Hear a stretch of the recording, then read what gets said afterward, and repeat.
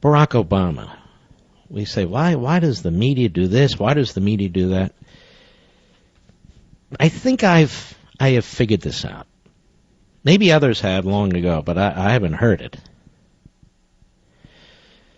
Barack Obama is a media creation. Barack Obama is a media creation. They're not going to take him down. They created him. Let me give you some examples. No matter how often this program, some other programs tried to highlight Obama's truly radical roots and alliances and friendships with all kinds of communist miscreants and malcontents, it was never really played in the phony mainstream media. In fact, people who would raise it were attacked, like me. So they protected him. While going on and on about what a brilliant young man he was and is and so forth, they concealed his academic record. They didn't ask for it. They didn't want it. They wanted nothing to do with it. And they even perpetuated this lie, and we've talked about it before, that he was a law professor. He was not a law professor. He taught some courses at a law school. There's a difference.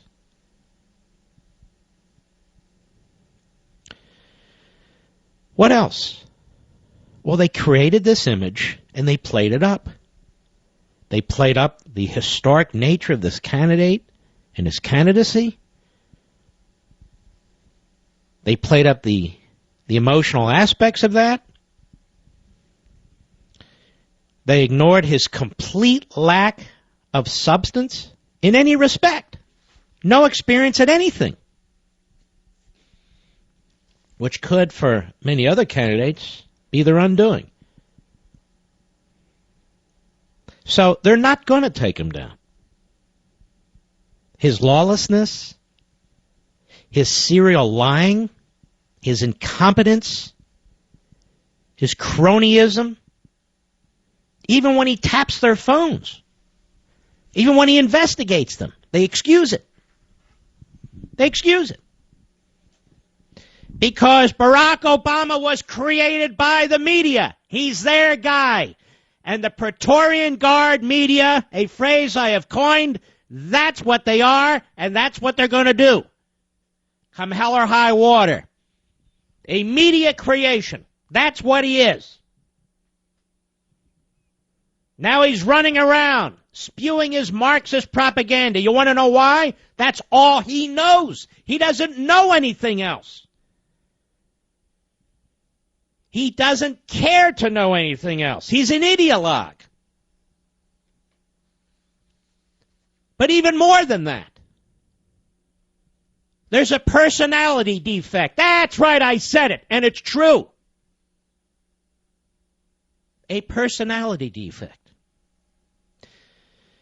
When the Defense Secretary of Israel said that John Kerry had a Messiah complex, he was close. It's Barack Obama who has a Messiah complex.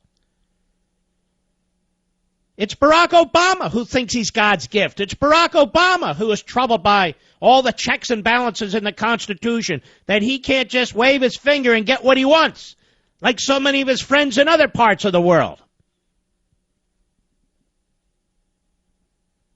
Listen to this. He's in North Carolina today, North Carolina State University. Well, first of all, let me ask you something. What the hell is this all about? He keeps running to these college campuses. Well, Mark, that's where people are, they're going to believe it. But he's not running for office.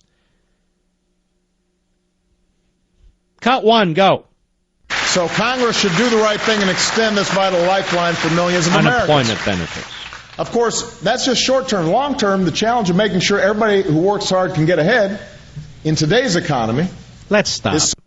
Everybody who works hard can get ahead. The problem is, ladies and gentlemen, everybody who works hard under this president doesn't get ahead. They get kneecapped with more regulations, with a more powerful IRS, where we're picked to get death with this tax and that tax and another tax. It's not the people who work hard who he wants to reward as if he's in charge of rewarding us. It's the people who don't work who he seeks to reward, and he seeks to make many, many more of them. That's the problem. He poses as a guy of the so-called middle class, the blue-collar worker, the assembly line worker, the fisherman, the guy on the oil rig, the truck driver. He despises every damn one of you. That's why he's unleashed the Environmental Protection Agency against you. That's why he's unleashed the IRS against you when it comes to health care. That's why he's destroyed your health care. He's not interested in standing up for you, making sure if you work hard that you can keep what you earn. He's trying to remake this society because that's all he knows. That's what his favorite philosopher, Marx, told him to do. That's what his favorite mentor, via Rules for Radicals, told him to do. He's not interested in improving a capitalist system. He's interested in destroying a capitalist system. So if you work hard in this system, you work hard and you earn an honest dollar, and you're trying to climb the ladder and better your situation and better the situation for your family, which is what we've done one generation to the next, he's not trying to help you. He's ripping you off. He's ripping you off with taxes and regulations, with government-run health care. He is ripping you off because you're part of the system. And he's in the system for the purpose of destroying the system, for transforming it. Whether Lincoln, whether Reagan, whether Jefferson, whether Associate Justice Joseph Stewart, I can name 1,000 of them, they all said the same thing. The greatest threat to this country isn't from any foreign power. It's from within. It's from within. This is the problem.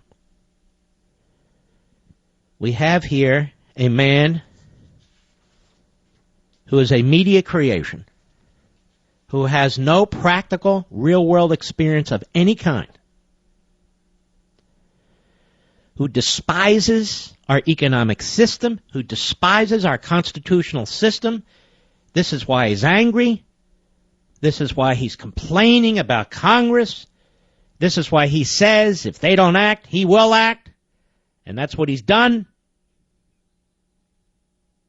He's a man who's made it in a country where a man like him, with no definable skills, no definable accomplishments, can become president of the United States.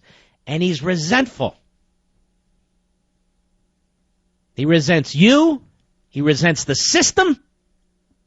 And more than that, he thinks that all the luxury that surrounds him, a jet at his beckoning, a helicopter at his beckoning, an automobile at his beckoning, vacation anytime, anywhere, keeps the most outrageous hours as we look at their own schedule that they post on their website.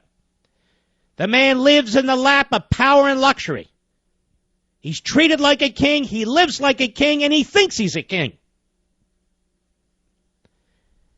And yet he resents you. He resents all of us while pretending to be acting for us and to have compassion for you. Let me ask you this. Put yourself in his shoes just for a second. You're President of the United States, and you see what your policies have done to our healthcare system. And you hear these stories about individuals who have cancer or their children have cancer. And their policies, well, they're dropped. So medicines that they had access to, doctors who had worked with them over the years are withdrawing and so forth. Deductibles are very, very high. You see people struggling, people for whom this is life and death. And it's story after story after story after story.